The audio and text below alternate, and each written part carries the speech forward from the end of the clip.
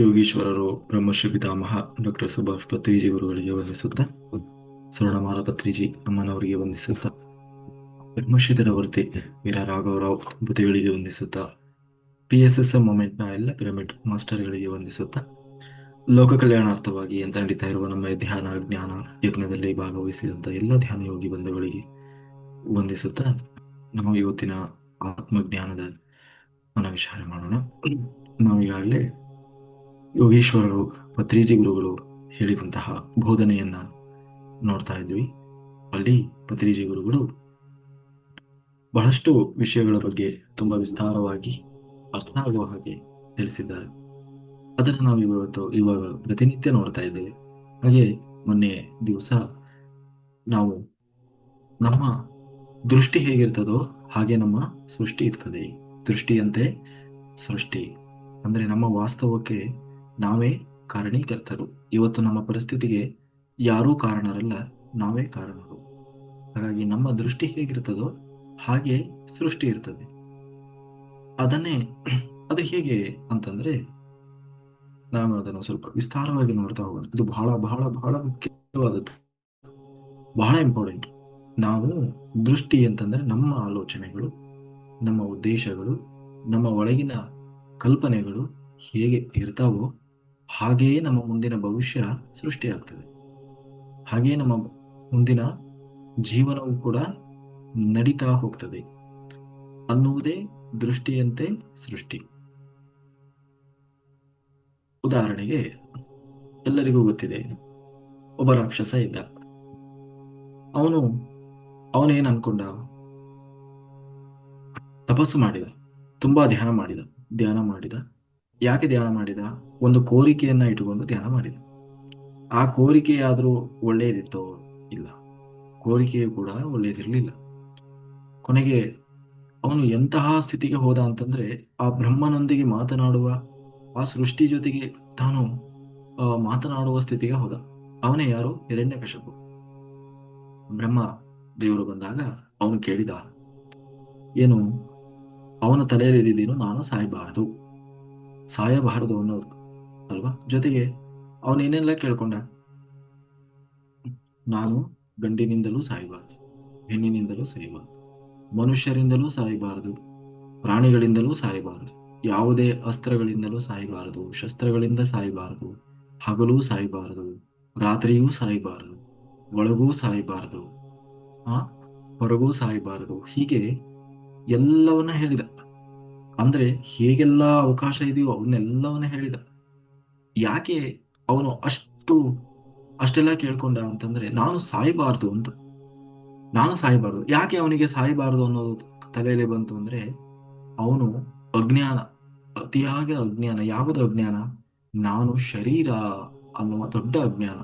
ನಾನು ಆತ್ಮ ಅನ್ನುವ ಜ್ಞಾನ ಇಲ್ಲದೆ ಕೇವಲ ನಾನು ಅಂದ್ರೆ ಏನು? ಈ ಶರೀರ ಅಂದ್ರೆ ಇವತ್ತು ನಾವೇನಿದ್ದೀವಿ ಇದೇ ನಾನು ಅನ್ಕೊಂಡಿದ್ದ. ನಾವು ಇದೇ ನಾನು ಶಾಶ್ವತವಾಗಿರ್ತೇನೆ ಅಂತ ತಿಳ್ಕೊಂಡು ತಾನೇನ್ ಮಾಡಿದ? ನಾನು ಇದೇ ರೂಪದಲ್ಲಿ ಇರಬೇಕು, ಹಾಗಾಗಿ ನಾನು ಸಾಯಬಾರದು ಅಂತ ಹೇಳಿ ಎಲ್ಲ ರೀತಿಯಿಂದಲೂ ಏನ್ ಮಾಡಿದ?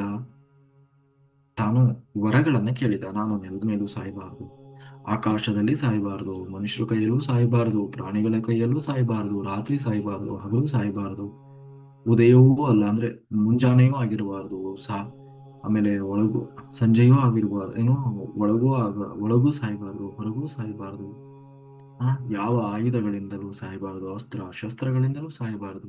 ಹೀಗೆ ಇನ್ನೂ ಹೇಳ್ತಾ ಹೋದ್ರೆ ದೊಡ್ಡ ಲಿಸ್ಟ್. ಆದ್ರೆ ಅದಕ್ಕೆ ಸರಿಯಾಗಿ ಭಗವಂತ ತಾನೇನ್ ಮಾಡಿದ?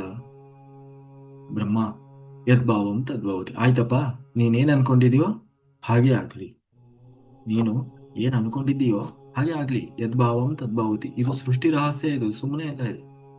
ಯಾಕೆಂದ್ರೆ ಇವತ್ತು ನಾವು ಒಳ್ಳೆಯದನ್ನ ಯೋಚನೆ ಮಾಡಿದರು, ಕೆಟ್ಟದನ್ನ ಯೋಚನೆ ಮಾಡಿದರು, ಪ್ರಕೃತಿಗೆ ಗೊತ್ತಿಲ್ಲ ಇವನು ಒಳ್ಳೆಯದನ್ನ ಯೋಚನೆ ಮಾಡ್ತಾ ಇದ್ದಾನೋ ಕೆಟ್ಟದ್ದನ್ನ ಯೋಚನೆ ಮಾಡ್ತಾ ಇದ್ದಾನೋ ಅನ್ನುವುದು ಪ್ರಕೃತಿ ಗಮನಿಸುವುದಿಲ್ಲ. ಅದೇನನ್ನ ಗಮನಿಸ್ತಾ ಇದೆ ಅಂತಂದ್ರೆ, ಇವನು ಏನನ್ನ ಬಯಸ್ತಾ ಇದ್ದಾನೆ ಅದನ್ನ ಕೊಡೋದೊಂದೇ ಗೊತ್ತು. ಇವನು ಬಯಸಿದ್ದನ್ನ ಕೊಡುವುದು ಮಾತ್ರ ಪ್ರಕೃತಿಗೆ ಗೊತ್ತಿದೆ. ಇವನು ಒಳ್ಳೆಯದನ್ನ ಬಯಸಿದ್ರೆ ಒಳ್ಳೆಯದು, ಕೆಟ್ಟದನ್ನ ಬಯಸಿದ್ರೆ ಕೆಟ್ಟದ್ದು ಅನ್ನುವುದನ್ನ ಮಾತ್ರ ಆ ಸೃಷ್ಟಿ ಅವನಿಗೆ ಕೊಡ್ತದೆ. ಆದ್ರೆ ಸೃಷ್ಟಿ ಅವನ್ನ ಸುಮ್ಮನೆ ಬಿಡ್ತಾ? ಇಲ್ಲ. ಸಾಯಬೇಕಾದ ಸಮಯ ಬಂತು ಅಲ್ವಾ? ಭಗವಂತ ಅದೇ, ಯಾರು ವರ ಕೊಟ್ನೋ ಅದೇ ಭಗವಂತ ತಾನು ಅದೇ ತರದ ಅವನು ಏನು ಹೇಗೆಲ್ಲ ಕೇಳಿದ್ದ ಅಂದ್ರೆ ಅರ್ಥ, ಇಂಡೈರೆಕ್ಟ್ ಆಗಿ ಏನ್ ಕೇಳಿದ್ದ, ಈ ರೀತಿಯಿಂದ ನನಗೆ ಸಾವು ಬರಬಾರ್ದು, ಬೇರೆ ರೀತಿಯಿಂದ ಬೇಕಾದ್ರೆ ಬರ್ಲಿ ಅನ್ನೋ ತರ ಅಲ್ವಾ? ಆದ್ರೆ ಸೃಷ್ಟಿ ಅವನು ಏನನ್ನ ಬಯಸಿದ್ನೋ ಅದೇ ರೀತಿ ಸೃಷ್ಟಿ ಆಯ್ತೋ ಇಲ್ವೋ? ಏನ್ ಬಯಸಿದ್ದ? ಮನುಷ್ಯರೂ ಅಲ್ಲ ಪ್ರಾಣಿಯೂ ಅಲ್ಲ. ಈ ಕಡೆ ಮನುಷ್ಯನೂ ಆಗಿರ್ಬಾರ್ದು, ಅವನು ಪ್ರಾಣಿನೂ ಆಗಿರ್ಬಾರ್ದು. ಹಗಲೂ ಅಲ್ಲ, ರಾತ್ರಿಯೂ ಅಲ್ಲ, ಮತ್ತೆ ಸಂಜೆ ಸಮಯ, ಒಳಗೂ ಅಲ್ಲ ಹೊರಗೂ ಅಲ್ಲ. ಬಾಗಿಲು, ಏನು ನಾವು ಹೊಸಲು ಅಂತೀವಲ್ಲ, ಹೊಸಲು ಮೇಲೆ ಯಾವ ಅಸ್ತ್ರ ಶಸ್ತ್ರ ಯಾವುದೂ ಅಲ್ಲ. ಅದಕ್ಕೆ ನರಸಿಂಹ ಯಾವುದು ಉಗುರಿನಿಂದ, ತನ್ನ ಉಗುರಿನಿಂದಲೇ ಅವನ ಹೊಟ್ಟೆಯನ್ನ ಬಗೆದ. ಪ್ರಾಣಿ, ಅವನು ಪ್ರಾಣಿನೂ ಅಲ್ಲ, ಈ ಕಡೆ ಮನುಷ್ಯನೂ ಅಲ್ಲ, ಗಂಡು ಅಲ್ಲ ಹೆಣ್ಣು ಅಲ್ಲ, ಒಳಗೂ ಅಲ್ಲ ಹೊರಗೂ ಅಲ್ಲ. ಅಂದ್ರೆ ಯಾಕೆ? ಅಂದ್ರೆ ಅವನು ಬಯಸಿದ್ದ ಅಲ್ವಾ, ಧ್ಯಾನ ಮಾಡಿದ್ದ, ಬಯಸಿದ್ದ, ಹೀಗೆ ಈ ತರ ಯಾವುದೂ ಅಲ್ಲದ ವ್ಯಕ್ತಿಯಿಂದ ನನ್ನ ಸಾವು ಬರಬೇಕು ಅನ್ನೋದು ಇಂಡೈರೆಕ್ಟ್ ಆಗಿ ಪ್ರಕೃತಿಗೆ. ಯಾಕೆಂದ್ರೆ ಅದೇ ಹೇಳೋದು, ನಾವು ಪ್ರಕೃತಿಗೆ ಹೆಂಗೆ ಮೆಸೇಜ್ ಕೊಡ್ತಾ ಇದೀವಿ ಅನ್ನೋದೇ ಗೊತ್ತಾಗಲ್ಲ. ಅವನೇನ್ ಅನ್ಕೊಂಡಿದ್ದ, ಈ ರೂಪದಲ್ಲೆಲ್ಲ ನನಗೆ ಸಾವು ಬರಬಾರ್ದು ಅಂತ. ಆದ್ರೆ ಇಂಡೈರೆಕ್ಟ್ ಆಗಿ ಅದರ ಅರ್ಥ ಈ ರೀತಿ ಅಲ್ಲದೆ ನನಗೆ ಸಾವು ಅನ್ನೋದನ್ನ ಅವನೇ ಕ್ರಿಯೇಟ್ ಮಾಡಿದ್ದ.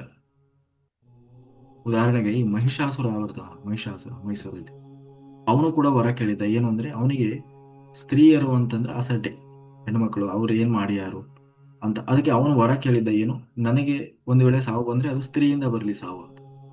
ಅವನು ಅಧೇಯನಾದವನು, ಈ ಹೆಣ್ಣಿನಿಂದ ಏನ್ ಮಾಡ್ಲಿಕ್ಕೆ ಆಗ್ತದೆ ಅನ್ನುವ ಅಸಡ್ಡೆ. ಕೊನೆಗೆ ಚಾಮುಂಡಿ ರೂಪದಲ್ಲಿ ಬಂದು ಪ್ರಕೃತಿ ಅವನನ್ನ ನಾಶ ಮಾಡಬೇಕಾಗಿ ಬಂದ. ಅಂದ್ರೆ ಅವನೇ ಬಯಸಿತು, ಯದ್ಭಾವಂ ತದ್ಭವತಿ. ಹಾಗಾಗಿ ನಮ್ಮ ಮಾತುಗಳು, ನಮ್ಮ ಆಲೋಚನೆಗಳು, ನಾವು ಏನ್ ಹೇಳ್ತಾ ಇದ್ದೀವಿ ಎಲ್ಲವನ್ನು ಕೂಡ ಪ್ರಕೃತಿ ಗಮನಿಸ್ತಾ ಇರ್ತದೆ. ಅದನ್ನೇ ಪ್ರಕೃತಿ ನಮ್ಮ ಮುಂದೆ ಸೃಷ್ಟಿ ಮಾಡ್ತದೆ. ಅದೇ ನಮ್ಮ ಮುಂದಿನ ಭವಿಷ್ಯ ಆಗಿರ್ತದೆ. ಅವನು ಕೇವಲ ನಾನು ಶರೀರ, ನಾನು ಯಾವತ್ತೂ ಸಾಯುವುದೇ ಇಲ್ಲ ಅಂತ ತಿಳ್ಕೊಂಡಿದ್ದ. ಜೊತೆಗೆ ಅದನ್ನ ತಿಳ್ಕೊಂಡು ಆತ್ಮಕ್ಕೆ ಸಾವು ಇಲ್ಲ ಅನ್ನೋದು ಹಿರಣ್ಯಕಶಿಪನಿಗೆ ಗೊತ್ತಾಗ್ಲಿಲ್ಲ. ಅದರಿಂದ ಏನ್ ಮಾಡಿದ ಅವನು, ಈಡೇರಲಾರದ ಕುಂತಿ ಕೋರಿಕೆಗಳನ್ನ ಮಾಡಿದ. ಕುಂತಿ ಕೋರಿಕೆಗಳು ಅಂತ ಹೇಳ್ತೀವಿ ನಾವು. ಹ್ಮ್. ಕುಂತಿ ಕೋರಿಕೆಗಳು ಅಂತಂದ್ರೆ ಯಾವತ್ತೂ ಈಡೇರಲಾರದಂತಹ ಕೋರಿಕೆಗಳು. ಕುಂತಿ ಕೃಷ್ಣನ ಹತ್ರ ಕೋರ್ತಾಳೆ ಏನು, ಆ ಅರ್ಜುನನು ಸಾಯಬಾರದು, ಕರ್ಣನು ಸಾಯಬಾರದು ಅಂತ ಹೇಳಿ ಪ್ರಾರ್ಥನೆ ಮಾಡ್ಕೊಳ್ತಾಳೆ. ಅವಾಗ ಇಲ್ಲ, ಯಾರಾದ್ರೂ ಒಬ್ರು ಸಾಯ್ಲೇಬೇಕು, ಇಬ್ರು ಸಾಯದೆ ಬಿಡ್ಲಿಕ್ಕೆ ಸಾಧ್ಯ ಇಲ್ಲ, ಯಾರಾದ್ರೂ ಒಬ್ರು ಸಾಯ್ಲೇಬೇಕು, ಅದು ಆಪ್ಷನ್ ಇಲ್ಲ. ಹಾಗೆ ಅದನ್ನೇ ಕುಂತಿ ಕೋರಿಕೆ ಅಂತ ಹೇಳ್ತಾರೆ. ಅಂದ್ರೆ ಅದು ಈಡೇರೋದು ಮೊದಲೇ ಗೊತ್ತಿರ್ತದೆ, ಅದು ಈಡೇರೋದಿಲ್ಲ ಅಂತ, ಅಂತಹ ಕೋರಿಕೆಯನ್ನ ಕೇಳೋದು. ಹಾಗೆ ನಾವು ನಮ್ಮ ಆಲೋಚನೆ, ನಮ್ಮ ದೃಷ್ಟಿಕೋನ ಯಾವಾಗಲೂ ಪಾಸಿಟಿವ್ ಆಗಿರ್ಬೇಕು.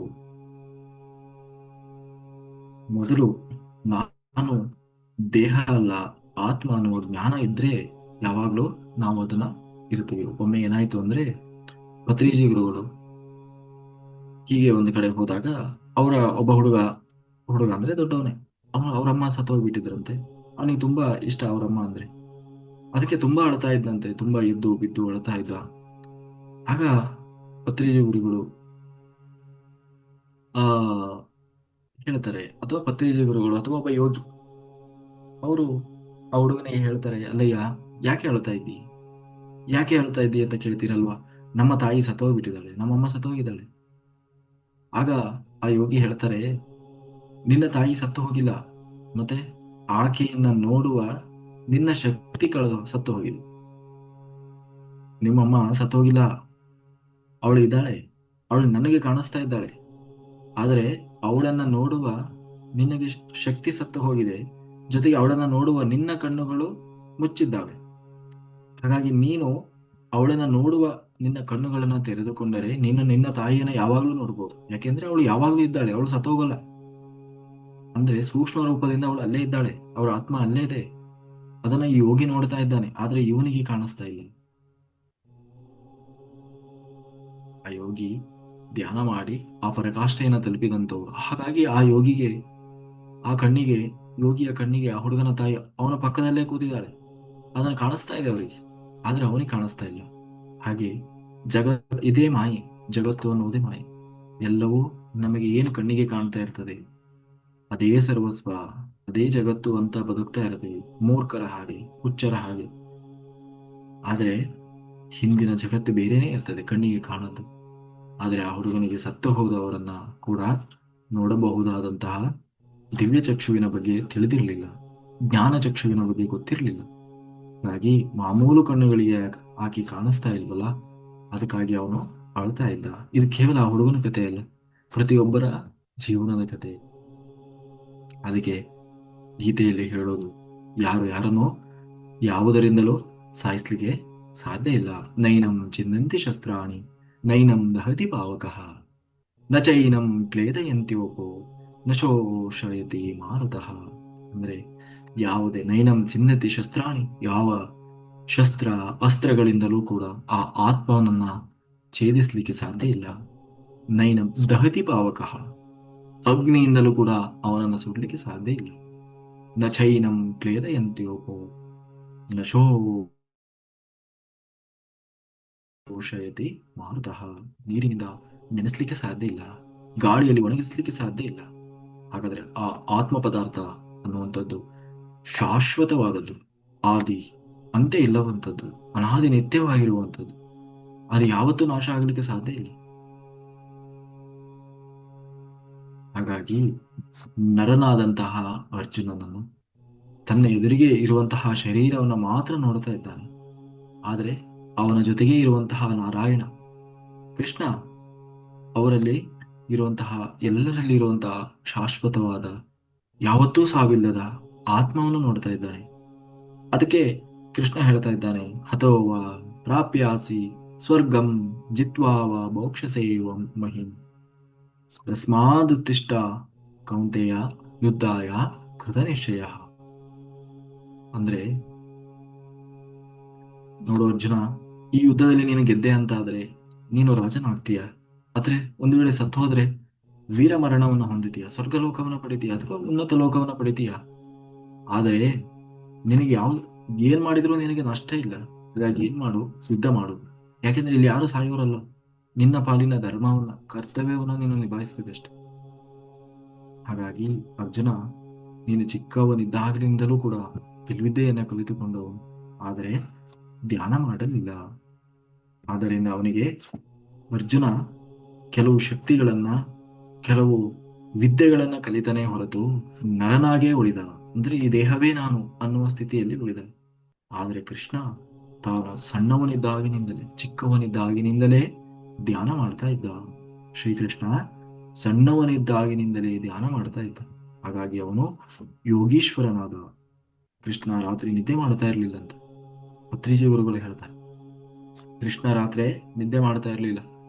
ಯಾವಾಗ್ಲೂ ಏನ್ ಮಾಡ್ತಾ ಇದ್ದ, ಯೋಗ ನಿದ್ರಾ ಸ್ಥಿತಿಯಲ್ಲಿ ಇರ್ತಾ ಇದ್ದ. ಯೋಗ ನಿದ್ರಾ, ಅದಕ್ಕೆ ನೀವು ಇದರಲ್ಲಿ ಎಲ್ಲ ಬರ್ತದೆ ನೋಡಿ, ಎಲ್ಲಿ ಗೊತ್ತು, ಈ ವಿಷ್ಣು ಪುರಾಣ ಅಥವಾ ಕೆಲವು ಪುರಾಣಗಳಲ್ಲಿ ವಿಷ್ಣು ಮಲಗಿರ್ತಾನೆ ಅಂತ ಹೇಳ್ತಾರೆ. ಹೇಗೆ ಮಲಗಿರ್ತಾನೆ ಅಂದ್ರೆ ಯೋಗ ನಿದ್ರಾ ಸ್ಥಿತಿಯಲ್ಲಿ ಇರ್ತಾನೆ. ಮಲಗಿರ್ತಾನೆ ಅಂತ ಹೇಳಲ್ಲ ಅದನ್ನು, ಯೋಗ ನಿದ್ರಾ ಸ್ಥಿತಿಯಲ್ಲಿ ಇರ್ತಾನೆ ಅಂತ ಹೇಳ್ತಾರೆ. ಯೋಗ ನಿದ್ರಾ ಅಂದ್ರೆ ಏನು? ಧ್ಯಾನದಲ್ಲಿ ಸಮಾಧಿ ಸ್ಥಿತಿ. ಅದೇ ನಾವು ಹೇಳ್ತೀವಲ್ಲ ಸುಷುಪ್ತ ಸ್ಥಿತಿ, ಅದೇ ಯೋಗ ನಿದ್ರಾ ಸ್ಥಿತಿ ಅಥವಾ ತುರಿಯಾ ಸ್ಥಿತಿಯು ಆಗಿರಬಹುದು. ಆದ್ರೆ ಸುಷುಪ್ತ ಸ್ಥಿತಿ ಇದೆಯಲ್ಲ, ಅದೇ ಯೋಗ ನಿದ್ರಾ ಸ್ಥಿತಿ. ಅಂದ್ರೆ ಅಲ್ಲಿ ದೇಹವೂ ಕೆಲಸ ಮಾಡೋಲ್ಲ, ಮನಸ್ಸೂ ಕೆಲಸ ಮಾಡೋಲ್ಲ, ಕೇವಲ ಆತ್ಮ ಮಾತ್ರ ಇರ್ತದೆ. ಉದಾಹರಣೆ, ಈಗ ರಾತ್ರಿ ಧ್ಯಾನ ಮಾಡ್ತೀರಲ್ವ, ನೀವು ಧ್ಯಾನ ಮಾಡ್ತಾ ಇರ್ತೀರಿ. ಎಷ್ಟು 10 ಗಂಟೆಗೆ ಕೂತ್ಕೊಂಡ್ರೆ ಬೆಳಗಿನ ಜಾವ 3 ಗಂಟೆಗೋ 4 ಗಂಟೆಗೋ ಎಚ್ಚರ ಆಗಿರ್ತದೆ. ಅಷ್ಟೊತ್ತವರೆಗೂ ಏನಾಯ್ತು ಅನ್ನೋದೇ ಗೊತ್ತಿಲ್ಲ. ಸಮಯ ಹೋಗಿದ್ದು ಕೂಡ ಗೊತ್ತಿಲ್ಲ. ಆದ್ರೆ ಸಮಯ ಆಲ್ರೆಡಿ ಬೆಳಗ್ಗೆ ಆಗಿರ್ತದೆ. ಹಾಗಾದ್ರೆ ಏನ್ ಮಾಡ್ತಾ ಇದ್ರಿ? ಎಲ್ಲಿದ್ರಿ ಅಷ್ಟೊತ್ತವರೆಗೂ ಕೇವಲ ಆತ್ಮ ಪದಾರ್ಥವಾಗಿದ್ರಿ, ಆತ್ಮದೊಟ್ಟಿಗೆ ಇದ್ರಿ, ಆತ್ಮವೇ ನೀವಾಗಿದ್ರಿ. ಅಲ್ಲಿ ನಿಮ್ಮ ದೇಹವೂ ಇಲ್ಲ, ನಿಮ್ಮ ಮನಸ್ಸೂ ಇರಲಿಲ್ಲ. ಏನಿತ್ತು? ಕೇವಲ ಆತ್ಮ ಇತ್ತು, ಪರಮಾತ್ಮನಿದ್ದ, ಪರಬ್ರಹ್ಮನಿದ್ದ. ಅದನ್ನ ಯೋಗ ನಿದ್ರಾ. ಆದ್ರೆ ಅರಿವು ಇರಲಿಲ್ಲ. ಹಾಗಾಗಿ ಅದನ್ನ ಸುಷುಪ್ತ ಸ್ಥಿತಿ ಅನ್ನೋದು. ಅರಿವು ಇದ್ರೆ ಅದನ್ನೇ ಏನಂತ ಕರಿತೀವಿ? ತುರಿಯಾ ಸ್ಥಿತಿ. ಅರಿವು ಇದ್ರೆ ಅದು ತುರಿಯ ಸ್ಥಿತಿ, ಅರಿವು ಇರಲಿಲ್ಲ ಅದು ಸುಷುಪ್ತ ಸ್ಥಿತಿ. ಜಾಗೃತ, ಸ್ವಪ್ನ, ಸುಷುಪ್ತ, ತುರಿಯ. ನಾವು ಸಪ್ತಜ್ಞಾನ ಏನೋ ಮಾತೃಕೆಗಳನ್ನು ನೋಡುವಾಗ ನೋಡಿದ್ವಿ ಅಲ್ವಾ? ಹಾಗಾಗಿ ಕೃಷ್ಣ ತಾನು ಚಿಕ್ಕವನಿದ್ದಾಗಿನಿಂದಲೂ ಕೂಡ ಧ್ಯಾನ ಮಾಡ್ತಾ ಇದ್ದ. ಹಾಗಾಗಿ ಅವನು ಯೋಗೀಶ್ವರನಾಗಿದ್ದ, ನಾರಾಯಣನಾಗಿದ್ದ. ಯಾರಾದ? ನರನಾಗಿದ್ದವನು ನಾರಾಯಣನಾದ. ಹಾಗಾಗಿ ಅದರಿಂದಲೇ ಅವನಿಗೆ ಅವನ ಜ್ಞಾನಚಕ್ಷು, ದಿವ್ಯಚಕ್ಷು ಎಲ್ಲವೂ ಜಾಗೃತವಾಗಿತ್ತು. ಅದರಿಂದಲೇ ಅವನು ಎಲ್ಲರನ್ನ ಆತ್ಮವನ್ನು, ಎಲ್ಲರ ಒಳಗಿರುವ ಆತ್ಮವನ್ನು ನೋಡ್ಲಿಕ್ಕೆ ಸಾಧ್ಯ ಆಯಿತು. ಹಾಗಾಗಿ ಧ್ಯಾನ ಮಾಡುವವರ ದೃಷ್ಟಿಕೋನ ಒಂದೇ ರೀತಿಯಾಗಿ ಇದ್ದರೆ, ಧ್ಯಾನ ಮಾಡದವರ ದೃಷ್ಟಿಕೋನ ಮತ್ತೊಂದು ರೀತಿಯಾಗಿರ್ತದೆ. ಧ್ಯಾನ ಮಾಡುವವರು ಇವಾಗ ನೋಡಿ, ನಮ್ಮ ಕ್ಲಾಸಲ್ಲಿ ಎಷ್ಟೋ ಜನ ಜಾಯ್ನ್ ಆಗ್ತಾರೆ, ಅವರ ದೃಷ್ಟಿಕೋನವೇ ಬೇರೆ ಇರ್ತದೆ. ಆದರೆ ಧ್ಯಾನ ಮಾಡದೇ ಇರೋರು ಲೌಕಿಕವಾಗಿರ್ತದೆ, ಪ್ರಾಪಂಚಿಕವಾಗಿರ್ತದೆ. ದುಡ್ಡು, ಹಣ, ಸಂಪತ್ತು, ಆಸ್ತಿ, ಮನೆ, ಮಠ, ಅದು ಇದು. ಜನರ ಮುಂದೆ ನಾವು ಎಷ್ಟು ಬೆಳೆದಿದ್ದೀವಿ, ಎಷ್ಟು ದೊಡ್ಡವರಾಗಿದ್ದೀವಿ ಅಂತ ತೋರಿಸಿಕೊಳ್ಳುವುದರ ಮೇಲೆ ಅವರ ದೃಷ್ಟಿ ಇರ್ತದೆ. ನನ್ನ ಆತ್ಮ ಎಷ್ಟು ವೃದ್ಧಿ ಆಗ್ತಾ ಇದೆ, ನಾನು ಯಾವ ಉದ್ದೇಶದಿಂದ ಭೂಮಿಗೆ ಬಂದಿದ್ದೇನೆ, ನಾನು ನಿಜವಾಗಲೂ ಏನನ್ನ ಮಾಡಬೇಕಾಗಿದೆ, ಇಡೀ ಬದುಕಿನಲ್ಲಿ ನಾನು ಏನನ್ನ ಮಾಡಿದ್ದು ನನ್ನ ಪಾಲು, ಕೊನೆಗೆ ನಾನು ಇಲ್ಲಿಂದ ಒಂದು ದಿನ ಸತ್ತು ಹೋಗಿ ನಾಳೆ ಜಾಗ ಖಾಲಿ ಮಾಡ್ತೀನಲ್ವ, ಆಗ ನನ್ನ ಜೊತೆಗೆ ಬರುವುದು ಏನು ಅನ್ನುವುದು ಯಾವುದನ್ನೂ ಕೂಡ ಅವರು ತಿಳಿದಿರುವುದಿಲ್ಲ. ಮತ್ತೆ ಅಜ್ಞಾನದಲ್ಲೇ ಜೀವಿಸಿ, ಅಜ್ಞಾನದಲ್ಲೇ ಬದುಕಿ, ಕೊನೆಗೊಂದು ದಿನ ವ್ಯರ್ಥವಾದ ಜೀವನವನ್ನು ಕಳೆದು ಏನನ್ನೂ ಸಂಪಾದನೆ ಮಾಡದೆ ಇನ್ನೂ ಒಂದಿಷ್ಟು ಕರ್ಮಗಳನ್ನು ಸಂಪಾದನೆ ಮಾಡಿ ತಗೊಂಡು ಹೋಗ್ತಾರೆ. ಹಾಗಾಗಿ ಯುದ್ಧ ವಿದ್ಯೆಯನ್ನ ಕಲಿತುಕೊಂಡವನ ದೃಷ್ಟಿಕೋನ ಒಂದು ರೀತಿಯಾಗಿದ್ದರೆ, ಯುದ್ಧ ವಿದ್ಯೆಯನ್ನ ಕಲಿತುಕೊಳ್ಳದೇ ಇರುವವನ ದೃಷ್ಟಿಕೋನ ಇನ್ನೊಂದು ರೀತಿಯಲ್ಲಿ ಇರ್ತದೆ ಅಲ್ವಾ? ಹಾಗೆ ನಾವು ಯಾವಾಗಲೂ ನಮ್ಮ ದೃಷ್ಟಿಯನ್ನ ಯಾವಾಗಲೂ ಏನ್ ಮಾಡ್ಬೇಕು,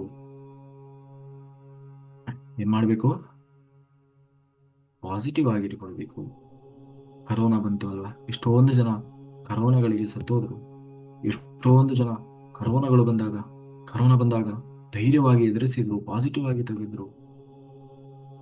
ಎಷ್ಟೋ ಜನ ನಾವು ಶರೀರ ಮಾತ್ರ ಅಲ್ಲ ಅಂದ್ಕೊಂಡ್ರು. ಈ ಶರೀರವನ್ನ ಪೋಷಿಸುವುದಕ್ಕಾಗಿ ಪ್ರಾಣಿಗಳನ್ನ ಕೊಲ್ತಾ ಇದ್ದಾರೆ, ಹೊಟ್ಟೆ ತುಂಬಿಸಿಕೊಳ್ಳಿಕ್ಕಾಗಿ, ಬಾಯಿ ರುಚಿಗಾಗಿ ಅಲ್ವಾ?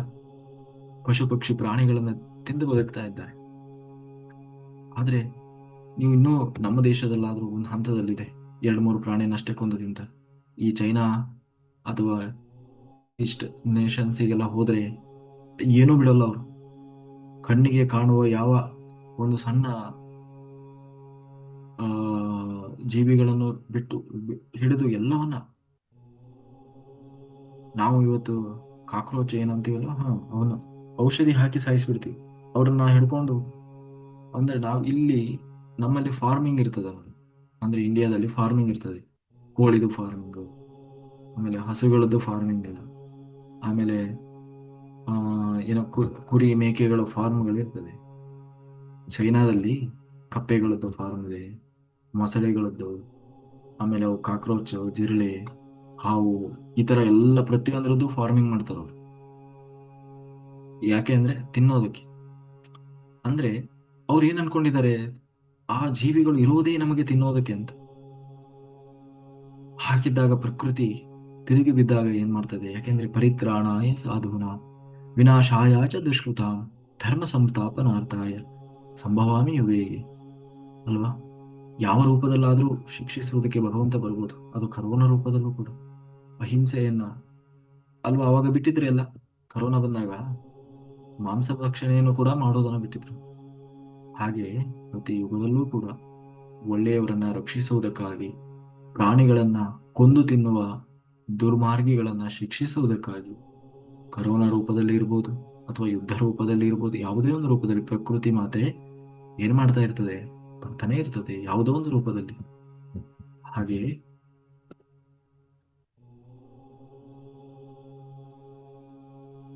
ನಾವು ನಮ್ಮ ದೃಷ್ಟಿಕೋನವನ್ನ ಸರಿಯಾಗಿ ಮಾಡಿಕೊಳ್ಳದ ಹೊರತು ಏನಾಗುವುದಿಲ್ಲ, ನಮ್ಮ ಜೀವನ ಬದಲಾಗುವುದಿಲ್ಲ. ಅದೇ ನಮ್ಮ ಸೃಷ್ಟಿ ಆಗಿರ್ತದೆ. ಸೃಷ್ಟಿಗೆ ನಾವು ಏನನ್ನ ಕೋರಿಕೊಳ್ತಾ ಇದ್ದೇವೆ, ಏನು ಹೇಳ್ತಾ ಇದ್ದೇವೆ ಅನ್ನುವುದು ಅನ್ನುವುದನ್ನು ಅದು ವಿಮರ್ಶೆ ಮಾಡುವುದಿಲ್ಲ. ಅಂದ್ರೆ ನಾನು ನಾವು ಯಾರೋ ಒಬ್ಬ ಕೇಳ್ತಾ ಇದ್ದಾನೆ, ಕೇಳ್ತಾ ಇರುವವನು ಒಳ್ಳೆಯವನೋ ಕೆಟ್ಟವನೋ, ಹಿರಣ್ಯಕಶಿಪನೋ ಗೌತಮ ಬುದ್ಧನೋ ಅನ್ನೋದನ್ನ ನೋಡೋದಿಲ್ಲ, ಅಥವಾ ರಾಮನೋ ಕೃಷ್ಣನೋ ಅಂತ ನೋಡೋದಿಲ್ಲ. ಮತ್ತೆ ಕೇವಲ ಏನ್ ಮಾಡ್ತದೆ, ತಥಾಸ್ತು ಅಂತ ಹೇಳ್ತದೆ. ಆಗ್ಲಿ, ನೀನ್ ಏನ್ ಬಯಸ್ತಾ ಇದ್ದೀಯೋ ಅದೇ ಆಗ್ಲಿ, ಯದ್ಭಾವಂ ತದ್ಭವತಿ, ನೀನ್ ಏನು ಬಯಸ್ತಾ ಇದ್ದೀಯೋ ಅದಾಗ್ಲಿ ಅಂತ ಹೇಳ್ತಾ ಹೋಗ್ತದೆ. ಹಾಗಾಗಿ ನಾವು ಸೃಷ್ಟಿಯನ್ನ ಏನು ಕೇಳಬೇಕು ಎಂಬುದಕ್ಕೆ ನಾವೇ ನಿರ್ಣಯಿಸಿಕೊಳ್ಳಬೇಕು. ನಮ್ಮ ನಿರ್ಣಯಗಳಿಗೆ ನಾವೇ ಜವಾಬ್ದಾರರು, ನಮ್ಮ ವಾಸ್ತವಕ್ಕೆ ನಾವೇ ಸೃಷ್ಟಿಕರ್ತರು, ಜವಾಬ್ದಾರರು. ಅಂದ್ರೆ ಹಿರಣ್ಯಕಶಿಪನು ಕೂಡ ತಪಸ್ಸು ಮಾಡಿ ನಾನು ಹೀಗೆ ಸಾಯಬಾರದು, ಹಾಗೆ ಸಾಯಬಾರದು ಅಂದಿದ್ದಕ್ಕೆ ಶಿವ ಅದನ್ನೇ ಕೊಟ್ಟ. ನೀನು ಹಾಗೂ ಸಾಯಬಾರದು, ಹೀಗೂ ಸಾಯಬಾರದು, ಮತ್ತೆ ಹೇಗೆ ಸಾಯಬೇಕು, ಅದಕ್ಕಾಗಿ ನರಸಿಂಹನನ್ನು ಸೃಷ್ಟಿ ಮಾಡಿದ. ಅವನಿಂದ ಸತ್ತ. ಸೃಷ್ಟಿ ಯಾರು ಏನು ಬೇಕೆಂದರೆ ಅದನ್ನೇ ನೀಡ್ತದೆ. ಅಂದ್ರೆ ನಮ್ಮ ದೃಷ್ಟಿಗೆ ಅನುಗುಣವಾಗಿಯೇ ಸೃಷ್ಟಿ ನಡೀತಾ ಇರ್ತದೆ. ದೃಷ್ಟಿಯಂತೆಯೇ ಸೃಷ್ಟಿ. ಪರಲೋಕಗಳೂ ಇದ್ದಾವೆ, ಇಲ್ಲವೋ ಅದನ್ನ ತಿಳ್ಕೊಳ್ಬೇಕು ಅಂದ್ರೆ ಏನ್ ಮಾಡ್ಬೇಕು? ಅದನ್ನ ಅಪಹಾಸ್ಯ ಮಾಡ್ತಾ ತಮಾಷೆ ಮಾಡ್ತಾ ಹೋದ್ರೆ ಅದು ಗೊತ್ತಾಗಲ್ಲ. ಮತ್ತೆ ಧ್ಯಾನ ಮಾಡಿ ಅದನ್ನ ತಿಳ್ಕೊಳ್ಳುವ ಪ್ರಯತ್ನ ಮಾಡಿದವರಿಗೆ ಅದು ಖಂಡಿತ ಸಿಕ್ಕಿದೆ, ನೋಡಿದ್ದಾರೆ. ಇಲ್ಲದೇ ಇದ್ದವರು ಏನಿಲ್ಲ. ಹಾಗಾಗಿ ಅಂತರ್ದೃಷ್ಟಿ ಜಾಗೃತವಾಗಬೇಕು ಅಂದ್ರೆ ಪರಲೋಕವಾಸಿಗಳು ನಮಗೆ, ಅಂದ್ರೆ ಮೇಲಿನ ಲೋಕದ ಮಾಸ್ಟರ್ ನಮಗೆ ಸಹಾಯ ಮಾಡಬೇಕು ಅಂದ್ರೆ ಕೆಳ ಅಂದ್ರೆ ಏನ್ ಮಾಡಬೇಕು? ನಾವು ಈ ಕಣ್ಣುಗಳನ್ನ ಮುಚ್ಚಿ ಮತ್ತೆ ಒಳಗಿನ ಅಂತರಂಗದ ಕಣ್ಣುಗಳನ್ನ ತೆರೆಯುವ ಪ್ರಯತ್ನ ಮಾಡಬೇಕು. ಸೀತಾಮಾತೆ ಇದ್ದಾಳಲ್ಲ, ಸೀತಾಮಾತೆ ಲಂಕೆಗೆ ಹೋದ್ಲು. 1 ವರ್ಷ ಕಾಲ ಅಲ್ಲಿದ್ಲು. 1 ವರ್ಷ ಏನೂ ತಿನ್ಲಿಲ್ಲಂತ. ಆದ್ರೆ ಆಕೆ ಹಾಗೆ ಬದುಕಿದ್ಲು. ಯಾಕೆ ಹಾಗೆ ಬದುಕಿದ್ಲು ಅಂದ್ರೆ ಅವಳು ಯೋಗಿನಿ ಆಗಿದ್ಲು, ಯೋಗ ಸಿದ್ಧಿ ಇತ್ತು. ಕೊನೆಗೆ ದೇವತೆಗಳು ಬಂದು ಅವಳಿಗೆ ಏನ್ ಮಾಡಿದ್ರು? ಅಮೃತವನ್ನು ಕುಣಿಸಿದ್ರು. ಅಂದ್ರೆ ಸಾಕ್ಷಾತ್ ಗೌರಿ ಪಾರ್ವತಿ ಬಂದು ಅವಳಿಗೆ ಅಮೃತವನ್ನ ಕೊಟ್ಟು ಆ ಶಕ್ತಿಯಿಂದ ಏನ್ ಮಾಡಿದ್ಲು? ಆಹಾರವನ್ನ ತಿನ್ನದೇ 1 ವರ್ಷ ಜೀವಿಸಿದ್ಲು. ಈ ನಾವು ನಮ್ಮ ದೃಷ್ಟಿಯನ್ನ ಆರಿಸಿಕೊಳ್ಬೇಕು. ಅದೇ ರೀತಿ ನಮ್ಮ ದೃಷ್ಟಿ ಹೇಗಿರ್ತದೋ ಹಾಗೆ ನಮ್ಮ ಸೃಷ್ಟಿ ಇರ್ತದೆ. ಯಾವಾಗಲೂ ಪಾಸಿಟಿವ್ ಆಗಿ ಯೋಚನೆ ಮಾಡುವುದನ್ನು ಕಲಿಬೇಕು. ಆ ಏನು ದುರಾಲೋಚನೆಗಳನ್ನು ಇಟ್ಕೊಳ್ಳಬಾರದು. ಆಮೇಲೆ ಹಾಗಾಗ್ತದೇನೋ, ಹೀಗಾಗ್ತದೇನೋ, ಹಾಗಾದ್ರೆ ಹೇಗೆ, ಹೀಗಾದ್ರೆ ಹೇಗೆ, ಅದಾಗ್ಬಿಡ್ತದೆ, ಇದಾಗ್ಬಿಡ್ತದೆ, ಅದು ಇದು ಈ ತರ ನೆಗೆಟಿವ್ ಆಗಿ ಹೇಳುವುದನ್ನ ಬಿಡಬೇಕು. ಪಾಸಿಟಿವ್ ಆಗಿ, ಇಲ್ಲ ಅವ್ರು ಒಳ್ಳೆಯವರೇ, ಇಲ್ಲ ಅದು ಒಳ್ಳೇದೇ ಆಗ್ತದೆ, ಇಲ್ಲ ಅದು ಕೆಟ್ಟದ್ದಾಗಲ್ಲ, ಅದರಿಂದ ಹಾಗೆ ಆಗ್ತದೆ, ಅವರು ಒಳ್ಳೆಯವರು, ಇಲ್ಲಿ ಒಳ್ಳೆಯವರು, ಅವರಿಗೆ ಒಳ್ಳೆ ಬುದ್ಧಿ ಬಂದಿದೆ, ಅವರು ಹಾಗೆ ಮಾಡೋದಿಲ್ಲ, ಹೀಗೆ ಪಾಸಿಟಿವ್ ಆಗಿರಬೇಕು. ನನ್ನ ಹತ್ರ ಬಡತನ ಬಡತನ ಅಂತ ಇದ್ರೆ ಬಡತನ ಹೋಗುವುದಿಲ್ಲ. ಮತ್ತೆ ಇಲ್ಲ, ನನಗೂ ಪ್ರಕೃತಿ ಆ ಅರ್ಹತೆಯನ್ನು ಕೊಟ್ಟಿದೆ, ನಾನು ಶ್ರೀಮಂತ ಆಗಿದ್ದೇನೆ, ನಾನು ಬೆಳೀತಾ ಇದ್ದೇನೆ, ನನಗೂ ಮನೆ ಇದೆ, ನನಗೂ ಸಂಪತ್ತಿದೆ, ಹೀಗೆ ಹೇಳ್ಕೊಳ್ತಾ ಇದ್ದಾಗ ಅದೇ ನಾವು ನಮ್ಮ ಭವಿಷ್ಯವನ್ನು ಸೃಷ್ಟಿ ಮಾಡ್ತಾ ಇದ್ದೇವೆ ಅಂತ. ಪತ್ರಿಜಿ ಗುರುಗಳು ತೆಲಂಗಾಣದಲ್ಲಿ, ಸಾರಿ ಏನೋ ಆಂಧ್ರ ಪ್ರದೇಶದಲ್ಲಿ ಒಂದು ಪ್ರಕೃತಿ ವ್ಯಾಧಿನ ಎಲ್ಲೋ ಒಂದು ಕಾರ್ಯಕ್ರಮದಲ್ಲಿ ಹೇಳಿದ್ರಂತೆ. ಏನಂದ್ರೆ ಮೊ- ಈ ಒಂದು ದೊಡ್ಡ ಪಿರಮಿಡ್ ಬರ್ತದೆ, ಸುಮಾರು 180 ಅಡಿನೋ ಏನೋ ಒಂದು ದೊಡ್ಡ ಪಿರಮಿಡ್ ಬರ್ತದೆ. ಎಲ್ಲಿ ಅಂದ್ರೆ ಬೆಂಗಳೂರಲ್ಲಿ ಅಂತ. ಅದನ್ನ ಕೇಳಿ ಎಷ್ಟೋ ಜನ ನಕ್ರಂತೆ. ಎಷ್ಟೋ ಜನ ನಕ್ಕರು. ಆಮೇಲೆ ಊಟ ಬಿಟ್ಟಿರ್ತಾರಲ್ವ ಆ ಟೈಮಲ್ಲಿ ಎಲ್ಲ ಗುಸು ಗುಸು ಮಾತಾಡ್ತಾ ಇದಾರೆ ಅಂತ. ಮನುಷ್ಯ ಇವ್ರೇನಪ್ಪ, ಹೇಳ್ಬೇಕು ಸುಳ್ಳು, ಈ ಲೆವೆಲಿಗೆ ಹೇಳ್ಬಾರ್ದು. ಅದು ಎಲ್ಲಿ ಒಂದ್ಸಾರಿನೂ ಬೆಂಗಳೂರಿಗೆ ಹೋಗಿಲ್ಲ. ಆ ಇಲ್ಲಿ ಆಂಧ್ರದಲ್ಲೇ ಇನ್ನೂ ಒಂದು ಕಟ್ಟಕ್ಕಾಗಿಲ್ಲ, ಅಂತ ದೊಡ್ಡದು ಅಂತದ್ನ ಹೋಗಿ ಇವರು ಬೆಂಗಳೂರಲ್ಲಿ ಹೋಗಿ ಕಟ್ಟಿಬಿಡ್ತಾರಂತೆ ಅಂತ ಹೇಳಿ ಇವರು ಸುಮ್ಮನೆ ಮಾತಾಡ್ತಾ ಇದ್ರಂತೆ. ಪತ್ರಿಜಿ ಗುರುಗಳು ಸುಮ್ಮನೆ ಕೇಳಿಸ್ಕೊಂಡು ಸುಮ್ಮನೆ ಇದ್ರು. ಆದ್ರೆ ಕೆಲವು ವರ್ಷಗಳ ನಂತರ ಮೊದಲ ದೊಡ್ಡ ಪಿರಮಿಡ್ ಬೆಂಗಳೂರಿನ ಪಿರಮಿಡ್ ವ್ಯಾಲಿ ಇಂಟರ್ನ್ಯಾಷನಲ್ ಮೊದಲು ಕಟ್ಟಿದ್ದು ಅಲ್ಲಿ. ಆಮೇಲೆ ಕಡತಾಲ್ ಅಂತ, ಕಡತಾಲಲ್ಲಿ ಆಮೇಲೆ ನಿರ್ಮಾಣ ಆಗಿತ್ತು. ಮೊದಲು ನಿರ್ಮಾಣ ಆದದ್ದು ಪಿರಮಿಡ್ ವ್ಯಾಲಿ ಇಂಟರ್ನ್ಯಾಷನಲ್. ಸಾಮಾನ್ಯದಲ್ಲ, ಸಣ್ಣ, ಪ್ರತಿಯೊಬ್ಬರು ನೋಡಿದ್ದೀರಿ. ಅದಕ್ಕೆ ಅದರ ಹೆಸರೇ ಪಿರಮಿಡ್ ವ್ಯಾಲಿ ಇಂಟರ್ನ್ಯಾಷನಲ್. ಇನ್ನು ಬಂದಿಲ್ಲ ಅಲ್ಲಿಗೆ. ಅದಕ್ಕೆ ಜಾಗ ಕೊಡೋರು ಯಾರೋ, ದುಡ್ಡು ಕೊಡೋರು ಯಾರೋ ಏನೂ ಗೊತ್ತಿಲ್ಲ. ಅದಕ್ಕೆ ಯಾರೋ ಹೇಳೂ ಇಲ್ಲ, ನಾನು ಇಂಥ ಜಾಗ ಕೊಡ್ತೀನಿ ಬನ್ನಿ ಇಲ್ಲಿ ಮಾಡಿ, ಏನೂ ಹೇಳಿಲ್ಲ. ಮತ್ತೆ ಪತ್ರಿಜಿ ಗುರುಗಳು ಅಂದ್ ಸಂಕಲ್ಪ ಅಂದ್ರೆ ಅವರ ಪಾಸಿಟಿವ್ ಆಲೋಚನೆ ಆಗಿತ್ತು. ಯೋಚನೆ ಮಾಡಿದ್ರು, ಬೆಂಗಳೂರಲ್ಲಿ ಒಂದು ಪಿರಮಿಡ್ ಬರ್ತದೆ, ದೊಡ್ಡ ಪಿರಮಿಡ್ ಅಂತ ಹೇಳಿ ಹೇಳಿ ಅದನ್ನ ಏನ್ ಮಾಡಿದ್ರು, ಹಂಚ್ಕೊಂಡ್ರು ಆ ವಿಷಯವನ್ನು. ಅಂದ್ರೆ ಒಂದು ಪಾಸಿಟಿವ್ ಥಾಟ್ ಅನ್ನ ರಿಲೀಸ್ ಮಾಡಿದ್ರು. ಅದು ಹೇಗಾಗ್ತದೆ ಹೇಗಾಗಲ್ಲ ಅದ್ರ ಬಗ್ಗೆ ಯೋಚನೆ ಮಾಡ್ಲಿಲ್ಲ ಅವರು. ಮತ್ತೆ ಆಗ್ತದೆ ಹೋಗ್ತದೆ ಅಷ್ಟೇ. ನಾವು ಕಾಶಿ ಧ್ಯಾನ ಮಹಾಯಜ್ಞ ಮಾಡಿದ್ವಿ ಲಾಸ್ಟ್ ಮೂಮೆಂಟ್ ವರೆಗೂ. ನಮ್ಮ ಜೊತೆಗೆ ನಮ್ಮ ವಾಲಂಟಿಯರ್ಸ್ ಕೆಲವರು ಇದ್ರು. ಪಾಪ ಅವರೆಲ್ಲ ಹೋಪ್ ಕಳ್ಕೊಂಡ್ ಬಿಟ್ಟಿದ್ರು. ಸರ್ ನಾವು ಲೊಕೇಶನ್ ಚೇಂಜ್ ಮಾಡ್ಬೋದು, ಕಾಶಿ ಬೇಡ, ಬೇರೆ ಎಲ್ಲಿಗಾದ್ರೂ ಕರ್ಕೊಂಡು ಹೋಗೋಣ ನಾವು. ಈಗ ನಾವು ಸುಮ್ಮನೆ ಮಾಡಿ ಕ್ಯಾನ್ಸಲ್ ಮಾಡಿದ್ರೆ ತಪ್ಪಾಗ್ತದೆ. ಆ, ಯಾಕಂದ್ರೆ ಅಷ್ಟು ಅದರ ಹಿಂದಿನ ಶ್ರಮ ಅಲ್ಲಿ ಮಾಡಿದವರಿಗೆ ಗೊತ್ತಿದೆ. ಹಾ ಅದ್ರ ಬಗ್ಗೆ ಆ, ಆ, ಅಪಹಾಸ್ಯ ಮಾಡುವುದು ಪ್ರಶ್ನೆ ಅಲ್ಲ. ಕಾಶಿ ಯಜ್ಞ ಆ ಸಕ್ಸಸ್ ಹಿಂದೆ ಎಷ್ಟು ಜನ ಶ್ರಮ ಪಟ್ಟಿದ್ದಾರೆ. ಅದು ಆರಂಭಕ್ಕಿಂತ ಮುಂಚೆಯೂ ಕೂಡ ಹೌದು, ಜೊತೆಗೆ ಅಲ್ಲಿ 7-8 ದಿವಸ 9 ದಿವಸ ಪ್ರೋಗ್ರಾಮ್ ಅಲ್ಲೂ ಕೂಡ ಕೆಲವರಂತೂ ಅಡಿಗೆ ಮನೆಯಲ್ಲಿ ಇದ್ದವರು ಅಡಿಗೆ ಮನೆಯಲ್ಲೇ ಇದ್ರು. ಪ್ರತಿಯೊಂದು ಕೆಲಸವನ್ನ ಅವರು ಇವರು ಅಂತ ಹೇಳೋಂಗಿಲ್ಲ, ತರಕಾರಿ ತರೋದ್ರಿಂದ ಹಿಡಿದು ಪ್ರತಿಯೊಬ್ಬರು ಅವರು ಯಾರಿಗೂ ನಾವು ಏನು ಇನ್ಸ್ಟ್ರಕ್ಷನ್ನೇ ಕೊಟ್ಟಿಲ್ಲ, ಅವರಾಗಿ ತಿಳಿದು ತಿಳಿದು ಮಾಡಿದ್ದಾರೆ. ಅಂದ್ರೆ ಅಷ್ಟು ಸೇವೆ. ಕೆಲವರಿಗೆ ಪಾಪ ಸುಸ್ತಾಗಿ ಆಗಿ ಅವರಿಗೆ ಮಲ್ಕೊಳಕ್ಕೂ ಪುರ್ಸೋತಿಲ್ಲ, ಕುತ್ಕೊಳ್ಳೋಕ್ಕೂ ಪುರ್ಸೋತಿಲ್ಲ, ಸ್ನಾನ ಮಾಡೋದಕ್ಕೂ ಪುರ್ಸೋತಿಲ್ಲದೆ ಕೆಲಸ ಮಾಡಿದವರಿದ್ದಾರೆ, ಶ್ರಮ ವಹಿಸಿದವರಿದ್ದಾರೆ. ಹೇಳ್ತಾ ಹೋದ್ರೆ ತುಂಬಾ ಜನ ಇದ್ದಾರೆ. ಇವರು ಯಾರು, ಆ ಬಳ್ಳಾರಿಯವರು ತುಂಬಾ ಜನ ಮಾಸ್ಟರ್ಸ್. ಮತ್ತೆ ಹ್ಮ್ ಯಾರವರು, ಬೆಳಗಾವಿ, ಬಾಗಲಕೋಟೆ ಆ ಭಾಗದಿಂದ ಒಂದಿಷ್ಟು ಜನ ಮಾಸ್ಟರ್ಸ್. ತುಂಬಾ ತುಂಬಾ ಶ್ರಮ. ಅಂದ್ರೆ ನಾನು ಅಬ್ಸರ್ವ್ ಮಾಡ್ತಾ ಇದ್ದೆ ಪ್ರತಿಯೊಬ್ರು. ಅದು ಯಾಕೆ ಅಂದ್ರೆ ಅದೊಂದು ಅವಕಾಶ. ಅದು ಮತ್ತೆ ಪ್ರಕೃತಿ ಅವಕಾಶ ಕೊಡ್ತದೋ ಇಲ್ಲ ಗೊತ್ತಿಲ್ಲ, ಕೊಟ್ಟಾಗ ಅದನ್ನ ಉಪಯೋಗಿಸ್ಕೊಳ್ಬೇಕು. ಅಂದ್ರೆ ಒಂದು ಯಶಸ್ಸಿನ ಹಿಂದೆ, ಯಜ್ಞದ ಯಶಸ್ಸಿನ ಹಿಂದೆ, ಇವಾಗ ನಾವು ಮೈಸೂರು ಧ್ಯಾನ ಮಹಾಯಜ್ಞ ಮಾಡ್ತಾ ಇದ್ವಿ. ನಾನು ಹೇಳ್ತಾ ಇದ್ದೇನೆ, ಸಾವಿರಾರು ಜನ, ಮ್ಯಾಕ್ಸಿಮಮ್ ಮಿನಿಮಮ್ 1,000 ಜನ ಮೇಲೆ ಇರಬೇಕು ಅಂತ. ಆ ರೀತಿಯಾಗಿ ನಾವು ತಯಾರಿ ಮಾಡಬೇಕು. ಮತ್ತೆ ನಮ್ಮ ಪೂರ್ವ ಸಿದ್ಧತೆಗಳಿರ್ಬೇಕು. ಎಷ್ಟೋ ಜನ ಒಳಗೆ ನಗ್ತಾ ಇದ್ರು, ಅದೆಲ್ಲ ಆಗೋದಿಲ್ಲ ಹೋಗೋದಲ್ಲ ಅಂತ ಹೇಳಿ. ಅಥವಾ ಕೆಲವರು ಅದನ್ನ ಸೀರಿಯಸ್ ಆಗೋ ತಗೊಳ್ಳದೆ ಇರೋರು ಇದ್ದಾರೆ, ಕೆಲವರು ಅದನ್ನ ಲೈಟ್ ಆಗಿ ತಗೊಂಡವರು ಇದ್ದಾರೆ. ಅದು ಬೇಕಾಗಿಲ್ಲ ನಮಗೆ. ಮತ್ತೆ ನಮ್ಮ ಉದ್ದೇಶ ಮತ್ತೆ ನಮ್ಮ ಟಾರ್ಗೆಟ್, ಅದರ ಕಡೆಗೆ ನಮ್ಮ ಏನಿರಬೇಕು. ನೀವು ನಾನು ಕಾಶಿ ಧ್ಯಾನ ಮಹಾಯಜ್ಞ ಹೇಳಿದೆ, ನನಗೆ ಲೊಕೇಶನ್ನೇ ಗೊತ್ತಿರಲಿಲ್ಲ ಎಲ್ಲಿ ಮಾಡಬೇಕು ಅಂತ. ನಾನು ಆಲ್ರೆಡಿ ಅಪ್ಲಿಕೇಶನ್ ಸ್ಟಾರ್ಟ್ ಮಾಡಿದ್ದೆ, ಲೊಕೇಶನ್ನೇ ಗೊತ್ತಿಲ್ಲ, ಅಲ್ಲಿ ಹೋಗಿ ಎಲ್ಲಿ ಮಾಡೋದು ಏನು ಎತ್ತ. ನನಗೆ ಹಿಂದಿ ಗೊತ್ತಿಲ್ಲ, ನನಗೆ ಹಿಂದಿ ಬರೋದಿಲ್ಲ. ಹಿಂದಿ ಬರದೇ ಇರೋ ನಾನು ಹೋಗಿ ಭಾಷೆಯಲ್ಲಿ ಹೋಗಿ ಇಲ್ಲೇ ಎಲ್ಲ ಯಜ್ಞ ಮಾಡೋದು ದೊಡ್ಡ ವಿಷಯ ಅಲ್ಲ. ಹೆಂಗೋ ಇವರು ಮಾಸ್ಟರ್ಸ್ ಹಿಡ್ಕೊಂಡು ಅಲ್ಲಿ ಯಾರು ಗೊತ್ತಿರೋರಿಲ್ಲ. ಒಂದ್ ರೀತಿ ಪ್ರಕೃತಿ ಈ ಮೂಲಕ ಯಾರಿಗೂ ಉತ್ತರನೂ ಇರ್ಬೋದು. ಯಾಕೆಂದ್ರೆ ಕೆಲವರೆಲ್ಲ ಅನ್ಕೊಂಡಿದ್ರು ಏನು ಅಂದ್ರೆ, ಆ ಅವರೇ ಒಬ್ಬರೇ ಏನು ಮಾಡೋದು, ಆ ಏನು ಎಲ್ಲರೂ ಕೈ ಜೋಡಿಸಿರ್ತಾರೆ, ಅಥವಾ ಯಾರ್ದೋ ಸಹಾಯ ಯಾರೋ ಮಾಡ್ತಾರೆ, ಅವ್ರು ಬಂದು ಆ ಇದ್ ಮಾಡಿ ಅವ್ರ ಹೆಸರು ತಗೊಂಡು ಹೋಗ್ತಾರೆ ಅಂತ ಹೇಳಿ. ಅದಕ್ಕೆ ಪ್ರಕೃತಿ ಒಂದ್ ರೀತಿ ತೋರಿಸಿರ್ಬೋದು ಏನು. ಯಾಕೆಂದ್ರೆ ಯಾರ ಸಹಾಯ ಇಲ್ಲದೇನೂ ಕೂಡ ಮಾಡಬಲ್ಲರು ಅನ್ನೋದನ್ನು.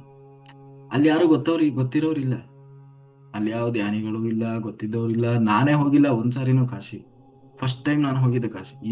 ಈ ಪ್ರೋಗ್ರಾಮ್ ಅನ್ನ ಏನು ಆರ್ಗನೈಸ್ ಮಾಡಬೇಕು ಅಂತ ಹೇಳಿ ನಾನು ಫಸ್ಟ್ ಹೋಗಿದ್ದೆ. ಅದು ಕೊರಿಯೋ ಚಳಿ ಟೈಮಲ್ಲಿ.